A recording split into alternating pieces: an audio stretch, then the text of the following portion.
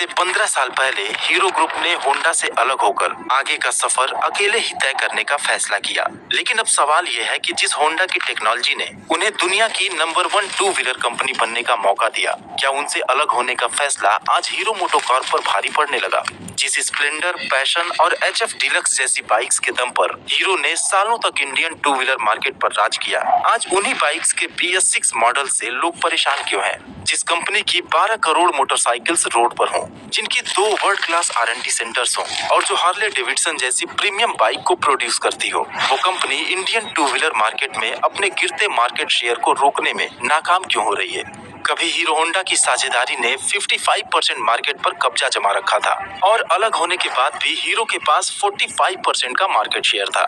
लेकिन आज की स्थिति हैरान करने वाली है। गिरते market share, negative sentiments, premium segment में कमजोर पकड़ और EV की रेस में पिछड़ने की वजह से हीरो मोटो के लिए नंबर 1 पोजीशन को बरकरार रखना बेहद मुश्किल हो गया है। लेकिन दोस्तों, क्या आपने सोचा है कि हीरो साइकिल्स, जिसने कभी हीरो मोटोकॉर्प की नींव रखी थी, आज किस मुकाम पर है? या फिर हीरो इलेक्ट्रिक, जो ओला से भी पहले EV सेगमेंट में थी, अब कैसी हालत में है? और हाँ, इनकी हीरो मोटर्स, जो आज ऑटोमोटिव पार्ट्स की एक बड़ी कंपनी है, वो क्या कर रही है? कंफ्यूज मत होइए। हीरो साइकिल्स, हीरो इलेक्ट्रिक और हीरो मोटर्स, इन तीनों कंपनीज का हीरो मोटोकॉर्प से कोई रिलेशन नहीं है। आज की वीडियो में हम इन सारे कंफ्यूजन्स को दूर करते हुए हीरो की शुरुआत से लेकर होंडा से अलग होने की कहानी, उनके फैमिली डिवीजन और करंट सिचुएशन को डिटेल में जानने वाले हैं। हीरो की कहानी शुरू होती है आजादी से पहले साल 1944 में, जब पंजाब के कमालिया गांव में 4 भाई अपने पिता के साथ अनाज की ट्रेडिंग किया करते थे।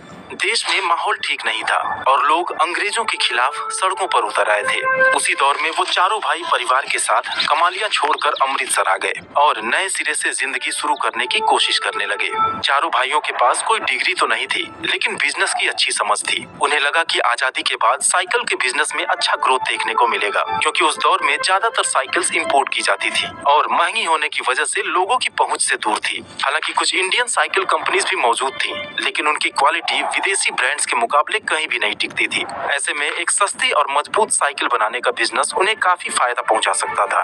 लेकिन उस वक्त उनके पास न तो इसकी टेक्नोलॉजी थी और न ही उनकी हैसियत इतनी थी कि वे साइकिल बनाने की फैक्ट्री शुरू कर पाते। फिर सबने मिलकर फैसला किया कि साइकिल ना सही, वो साइकिल के पार्ट्स बनाएंगे, जिसके लिए बिजनेस लाने की जिम्मेदारी बृजमोहन लाल मुंजाल को दी गई, जबकि बाकी 3 भाई दयानंद, सत्यानंद और ओम प्रकाश मुंजाल पार्ट्स के प्रोडक्शन और डिलीवरी का काम संभाल लिए। लोकल सप्लायर्स और कारीगरों की मदद से उन्होंने पार्ट्स की सप्लाई शुरू की और जब कुछ पैसे इकट्ठे हो गए तो घर के पीछे ही भट्टी लगाकर कुछ कारीगरों को काम पर रख लिए। उसी दौरान OP मुंजाल को पता चला कि उनके एक सप्लायर दोस्त, जो उनको साइकिल की सीट्स प्रोवाइड करते थे, हमेशा के लिए पाकिस्तान शिफ्ट होने वाले हैं। तो उनसे मिलकर ओम प्रकाश जी ने पूछा कि क्या मैं आपके ब्रांड का नाम इस्तेमाल कर सकता हूँ? वे तुरंत राजी हो गए। और जानते हैं दोस्तों, वो नाम क्या था? वो नाम था हीरो। और यहीं से शुरुआत हुई हीरो ग्रुप के विशाल बिजनेस एम्पायर की। साल आया 1954। एक डीलर के जरिए हीरो को एटलस साइकिल्स के फॉर्क बनाने का ऑर्डर मिला। मुंजाल ब्रदर्स ने पेपर पर फॉर्क का डिजाइन बनाया और उसे तैयार करके ऑर्डर को डिलीवर कर दिया। लेकिन फॉर्क के टूटने की इतनी कंप्लेंट्स आई कि डीलर ने सारा माल ही वापस कर दिया।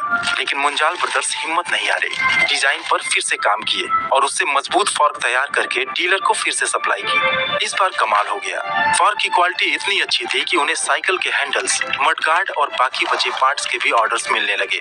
मुंजाल ब्रदर्स वो मुकाम हासिल कर चुके थे। फिर साल 1956 में लुधियाना की फैक्ट्री से रीजेंट कंपनी के रिम और डनलप के टायर ट्यूब के साथ पहली हीरो साइकिल मार्केट में लॉन्च कर दी गई। ये दिखने में इंपोर्टेड साइकिल्स जैसी अच्छी तो नहीं थी, लेकिन मजबूती में उनसे कई गुना बेहतर और चलाने में आरामदायक थी। किसान, दूध वाले, मजदूर और नौकरी पेशा लोगों के लिए हीरो साइकिल्स एक सहारा बनने लगी। हालांकि शुरुआत में सिर्फ 600 साइकिल्स का ही प्रोडक्शन होता था। फिर बैंक से 50,000 का लोन लेकर धीरे धीरे प्रोडक्शन को बढ़ाया गया। लेकिन उसी बीच 1968 में सबसे बड़े भाई दयानंद जी की डेथ हो गई, पर ग्रोथ की रफ्तार को बाकी भाइयों ने कम नहीं होने दिया और 1986 आते आते हीरो दुनिया का सबसे बड़ा साइकिल प्रोड्यूसर बन गया। लेकिन साइकिल के अलावा दूसरी तरफ स्कूटर्स और मोपेड भी काफी पॉपुलर हो रहे थे। पहले तो हीरो ने फ्रेंच कंपनी प्यूजो के साथ कोलैबोरेशन की कोशिश की, लेकिन जब बात नहीं बनी तो 1978 में उन्होंने हीरो मैजेस्टिक के नाम से 49cc का मोपेड भी लॉन्च कर दिया। हीरो के 2 मॉडल्स पेसर एंड पैंथर को लोगों ने इतना पसंद किया कि कुछ ही समय में 35% से भी ज्यादा मोपेड मार्केट पर हीरो का कब्जा हो गया। इस जबरदस्त रिस्पॉन्स से हीरो और मोटिवेट हुआ और जल्द ही एक ऑस्ट्रियन कंपनी के साथ कोलैबोरेशन में हीरो पुच को मार्केट में उतार दिया, जिसे खास तौर पर प्रीमियम कस्टमर्स को ध्यान में रखकर बनाया गया था। अब हीरो ग्रुप साइकिल और मोपेड सेगमेंट का किंग बन चुका था। मुंजाल ब्रदर्स के पास किताबी ज्ञान तो नहीं था, लेकिन जिस तरीके से उन्होंने बिजनेस को एक्सपेंड किया उससे काफी कुछ सीखा जा सकता है। वो इंडिया के हर हिस्से में गए ताकि एक मजबूत डीलर नेटवर्क स्टैब्लिश किया जा सके। साथ ही बृजमोहन लाल मुंजाल की पर्सनैलिटी ऐसी थी कि लोग हीरो से बतौर डीलर या सप्लायर नहीं बल्कि एक परिवार की तरह जुड़ते थे। प्रोडक्टिविटी बढ़ाने के लिए उन्होंने अपने लोगों को ही फैक्ट्री के आसपास साइकिल और मोपेड के पार्ट्स बनाने के लिए राजी किया और इसके अलावा उन्होंने दुनिया की बेहतरीन प्रैक्टिसेस को भी अडॉप्ट किया। इसमें सबसे खास था टोयोटा का जस्ट इन टाइम मॉडल, यानी कि जितनी डिमांड होती उतने ही साइकिल या मोपेड के पार्ट्स मंगाए जाते और फैक्ट्री में असेंबल करके तुरंत डीलर्स को भेज दिए जाते। इससे स्पेस और इन्वेंट्री मैनेजमेंट का झंझट ही खत्म हो गया। सब कुछ ठीक चल रहा था, लेकिन 1980 के दशक में स्कूटर्स और मोपेड्स की पॉपुलैरिटी धीरे धीरे घटने लगी। लोग अब ज्यादा किफायती और बेहतर माइलेज वाली 100 सीसी कम्यूटर बाइक्स की तरफ अट्रैक्ट हो रहे थे। उसी दौरान जापानी कंपनी होंडा ने इंडिया में जेवी के लिए इंटरेस्ट दिखाया। कहा जाता है कि 140 कंपनीज ने होंडा के साथ कोलैबोरेशन के लिए अप्लाई किया, लेकिन महीनों के डिस्कशंस और एक लंबी सिलेक्शन प्रोसेस के बाद आखिरकार 1983 में होंडा ने काइनेटिक को सेलेक्ट किया। दोनों के बीच एक म्यूचुअल एग्रीमेंट हुआ कि बाइक की टेक्नोलॉजी और इंजन होंडा प्रोवाइड करेगा, जबकि बॉडी हीरो बनाएगा। और हाँ, दोनों जब तक इस जेवी में साथ रहेंगे एक दूसरे के अगेंस्ट कोई भी प्रोडक्ट लॉन्च नहीं करेंगे। लेकिन यह एग्रीमेंट एक नॉन कंपटीशन क्लॉज के रूप में नहीं था, यानी कि कोई कानूनी बाध्यता नहीं थी, बल्कि यह एक एथिकल एग्रीमेंट था। बृजमोहन लाल मुंजाल के बेटे रमनकांत मुंजाल को हीरो होंडा की कमान सौंपी गई और 1985 में हरियाणा के धारूहेड़ा प्लांट में बनी हीरो होंडा की पहली बाइक CD100 को इंडियन मार्केट में लॉन्च कर दिया गया। Feel it, shut it, forget it, इस टैग लाइन के साथ हीरो होंडा ने लोगों को एक ऐसी अफोर्डेबल, फ्यूल एफिशिएंट और लो मेंटेनेंस बाइक का ऑप्शन दिया जिसने मार्केट में आते ही तहलका मचा दिया। और CD100 की सक्सेस के बाद उनकी दूसरी बाइक हीरो होंडा स्लीक को मार्केट में उतारा गया।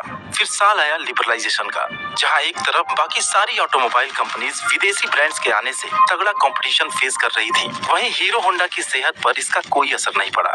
लेकिन एक शॉक उनको तब लगा जब इसी साल अचानक रमनकांत मुंजाल की डेथ हो गई। लेकिन बृजमोहन जी ने अपने दूसरे बेटे पवन मुंजाल के साथ कंपनी की बागडोर को फौरन अपने हाथ में ले लिया। हीरो होंडा में एक नए दौर की शुरुआत हो चुकी थी, क्योंकि पवन मुंजाल बिजनेस को डाइवर्सिफाई करने के साथ ही अपने ब्रांड को तेजी से दुनिया के हर कोने में पहुंचाना चाहते थे। फिर साल 1994 में कंपनी उस बाइक को मार्केट में लेकर आई जिसने हीरो होंडा की किस्मत बदल दी, हीरो होंडा स्प्लेंडर। सेल्स इतनी तेजी से आगे बढ़ा कि साल 2001 तक हीरो होंडा दुनिया की नंबर 1 टू व्हीलर कंपनी बन गई। अब ऊपर से देखने में तो सब कुछ काफी अच्छा लग रहा था, लेकिन हीरो और होंडा के बीच सब कुछ ठीक नहीं था। उनके बीच कुछ ऐसे मतभेद थे जो धीरे धीरे उनके रिश्तों में दूरियां बढ़ा रहे थे। हालांकि हीरो और होंडा काफी मैच्योर प्लेयर्स थे, इसलिए कंपनी की ग्रोथ या सेल्स पर इसका असर नहीं दिखा। एक तरफ थी होंडा, दुनिया की सबसे बड़ी टू व्हीलर कंपनी, जो ना तो टेक्नोलॉजी में किसी से पीछे थी और ना ही पैसों की कमी थी। सिर्फ इंडियन मार्केट में एंटर करने के लिए उन्होंने हीरो जैसे एक छोटे से साइकिल ब्रांड को सेलेक्ट किया था। लेकिन लिबरलाइजेशन के बाद वह अकेले अपने दम पर इंडिया में बिजनेस करने के लिए आजाद थे।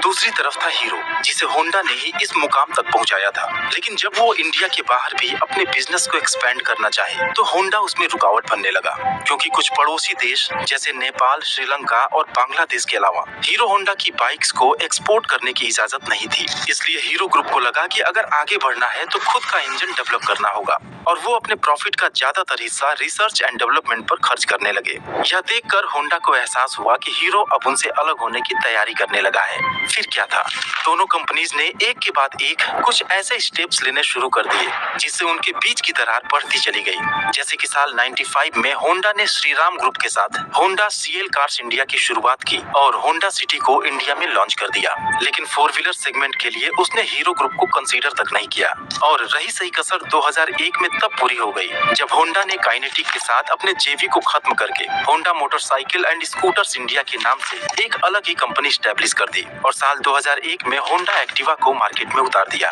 होंडा चाहती थी कि हीरो अपने स्पेयर पार्ट्स डिवीजन को HMSI के साथ मर्ज कर दे, लेकिन हीरो ने इस प्रपोजल को सिरे से खारिज कर दिया, जिसके बाद होंडा अपने डीलर एंड डिस्ट्रीब्यूशन नेटवर्क को मजबूत करने में जुट गया और जल्द ही यूनिकॉर्न और होंडा साइन जैसे बाइक्स को उसी प्राइस सेगमेंट में उतार दिया जिसमें हीरो होंडा की बाइक्स पहले से ही मौजूद थी, जिसके जवाब में हीरो ने भी साल 2005 में एक्टिवा के अगेंस्ट अपनी पहली स्कूटर हीरो प्लेजर को लॉन्च कर दिया। अब इतना सब कुछ होने के बाद साथ रहना मुश्किल था, क्योंकि दोनों कंपनीज इंडिपेंडेंट रूप से काम करना चाहती थी। इसलिए साल 2010 में हीरो और होंडा ने एक दूसरे से अलग होने का ऐलान कर दिया। हीरो होंडा में दोनों कंपनीज के 26% स्टेक थे, जिसमें होंडा के 26% स्टेक को खरीदकर हीरो ने कंपनी का नाम हीरो मोटो कॉर्प रख दिया।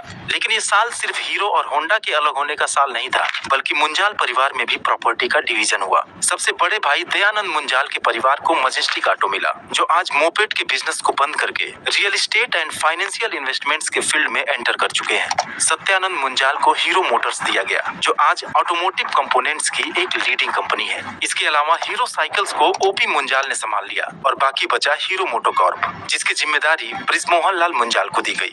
लेकिन दोस्तों, अब कहानी पूरी तरह से बदलने वाली थी, क्योंकि हीरो अभी भी अपना खुद का इंजन डेवलप नहीं कर पाया था। उसने होंडा से अगले कुछ सालों तक सपोर्ट के लिए बोला। होंडा राजी तो हुआ कि साल 2014 तक वो अपना इंजन हीरो को प्रोवाइड करता रहेगा, बशर्ते इसके बदले हीरो को मोटा रॉयल्टी पे करना होगा। साथ ही बाइक्स को हीरो होंडा के नाम से ही बेचना होगा। मुंजाल साहब के सामने चुनौतियों का एक पहाड़ खड़ा था, क्योंकि अगले 3-4 सालों में ही उन्हें खुद का R&D सेंटर, मैन्युफैक्चरिंग प्लांट और सप्लाई चेन स्टैब्लिश करना था। लेकिन 2014 में ही राजस्थान के निमराना में अपना पहला प्रोडक्शन यूनिट शुरू करके उन्होंने दिखा दिया कि वाकई में वो हीरो हैं। लेकिन दोस्तों, अलग होने से पहले जिस हीरो होंडा का इंडियन टू व्हीलर मार्केट के लगभग 55% पर कब्जा था, वो अलग होते ही 45% और 20% पर आ गया। लेकिन तब से लेकर आज तक हीरो के मार्केट शेयर में इतनी गिरावट है कि कभी भी होंडा उनसे आगे निकल सकता है।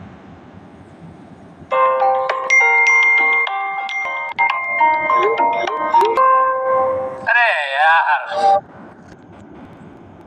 लेकिन आप सोच रहे होंगे कि हीरो तो आज भी नंबर 1 है और स्प्लेंडर और HF डीलक्स की सेल्स के आगे तो होंडा कहीं टिकता ही नहीं। थोड़ा समय दीजिए और आगे के डेटा को देखिए, आप समझ जाएंगे कि हीरो को अपनी बादशाहत कायम रखने के लिए कितने पापड़ बेलने पड़े और उनकी नंबर 1 की पोजीशन पर आज तलवार क्यों लटकी हुई है। दरअसल डिवीजन के बाद हीरो का पूरा फोकस अपने 100cc कम्यूटर सेगमेंट पर था, क्योंकि स्प्लेंडर और पैशन जैसे पॉपुलर ब्रांड तो उनके पास थे, लेकिन होंडा के रिलायबल और रिफाइंड इंजन को रिप्लेस कर पाना बहुत ही मुश्किल काम था। साथ ही मार्केट ट्रेंड में भी थोड़ा बदलाव देखने को मिला, जब शहरों में लोगों का झुकाव 150-180cc परफॉर्मेंस बाइक्स की तरफ होने लगा, जिसका फायदा उठाया बजाज, टीवीएस और होंडा ने। हालांकि गांव और छोटे कस्बों में हीरो का दबदबा बरकरार रहा। दूसरी तरफ अगर हम स्कूटर्स की बात करें, तो होंडा ने साल 2001 में एक्टिवा को लॉन्च कर इंडियन स्कूटर मार्केट में एक नया ट्रेंड सेट कर दिया था और कस्टमर डिमांड के हिसाब से लगातार अपग्रेड करके ऐसी ब्रांड वैल्यू क्रिएट की कि आज भी इंडियन स्कूटर्स के 50% मार्केट पर एक्टिवा का ही दबदबा है। इसके बाद टीवीएस जुपिटर और एंटॉर्क जैसे स्कूटर्स ने भी अच्छा परफॉर्म किया,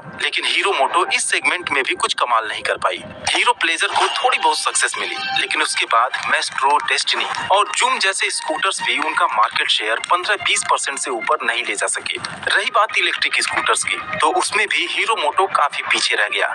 साल 2022 में उसने वीडा के नाम से इलेक्ट्रिक स्कूटर्स लॉन्च किए थे, लेकिन तब तक ओला, एथर, बजाज और टीवीएस मार्केट में अपनी पकड़ बना चुके थे। आप सोच रहे होंगे कि हीरो ने तो ऑप्टिमा, फोटॉन